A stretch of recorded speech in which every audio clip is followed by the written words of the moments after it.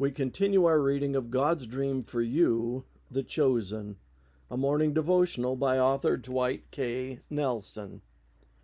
Today's reading, September 14, Down on All Fours, Part 3.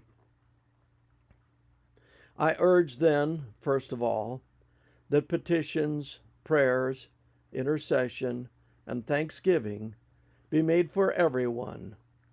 This is good and pleases God, our Savior, who wants all people to be saved and to come to a knowledge of the truth.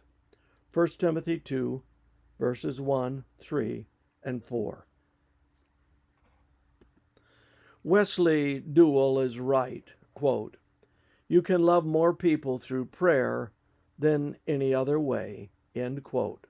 Mighty Prevailing Prayer, page 116.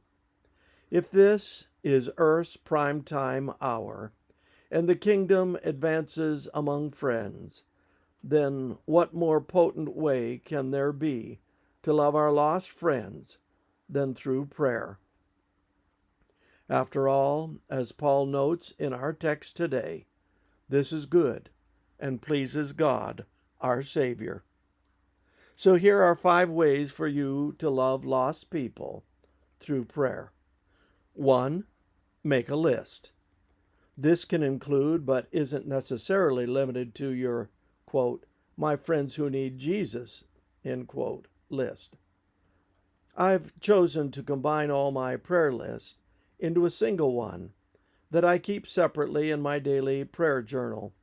This list will grow to be a long one because here you're going to jot down the names of everybody God has impressed you to pray for, friend or not, acquaintance or stranger, lost family members, lost friends, lost golfing buddies, lost students, lost teachers, anyone you care about who needs to know Christ and His truth. That's who goes on this intercessory prayer list. I include strangers I've met on planes and some well-known preachers I've never met at all. After all, Paul is adamant, I urge that intercessions be made for everyone. This is good and pleases God, our Savior. 2. Pray the list. Should you pray this list every day? You can, but you don't have to. I've chosen to pray through my list once a week on Friday mornings. But the point is that there's no point in a prayer list if you don't pray it. Ellen White notes how this kind of intercessory prayer impacts our own lives. As we seek to win others to Christ, bearing the burden of souls in our prayers, our own hearts will throb with the quickening influence of God's grace. Our own affections will glow with more divine fervor. Our whole Christian life will be more of a reality, more earnest, more prayerful. Christ Object Lessons, page 354.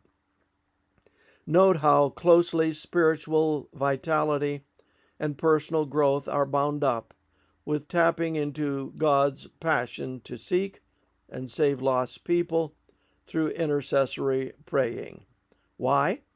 Because when you pray for lost people by name, you're putting into practice God's Calvary passion and tapping into its crimson power.